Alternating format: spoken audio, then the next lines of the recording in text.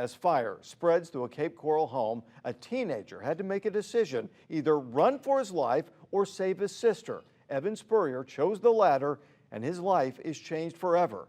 He might look familiar to you. Earlier this week, we told you he received the Do the Right Thing Award.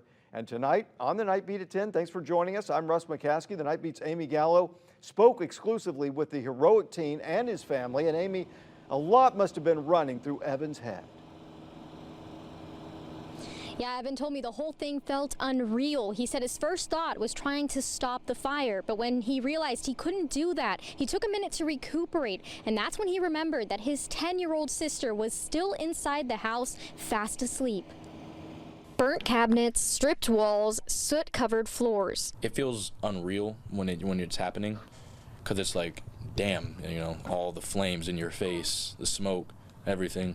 17-year-old Evan Spurrier was baking a cake for his sister and whipping up some fries. I had stepped out of the kitchen to put my shoes up, and I came back, and the pot had flames in it. He ran to his garage to find a fire extinguisher, and when he came back, it was already like getting up to the ceiling, and it was just a whole bunch of smoke, and I was just trying to collect my thoughts. That's when he realized his 10-year-old sister, Annave, was fast asleep in another room.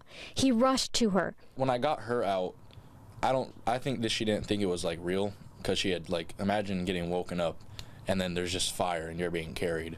And you'd think that's enough heroics for anybody, but not for Evan. He remembered his dog Tuna was still inside, so he ran back into the fire a second time. And the fire was already like on the ceiling, so all the lights and electricity shut off, and I couldn't see anything. But he found Tuna and brought her to safety too. Evan tells me it wasn't until after they were safe that it all hit him. I started sobbing because I felt really, really, really guilty. Like it was my fault.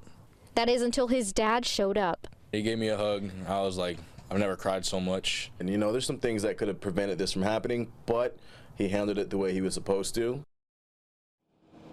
Evan's dad told me he didn't have any time to feel any sort of panic. That's because he knew that his son had already taken care of what was important, his family. As for Evan, I asked him what his plans are for after high school. He told me he's considering joining the Marines. And I don't know about you, but if I was a Marine recruiter, I think I'd want him on my side. Live on the Night Beat, Amy Gallo, Wink News.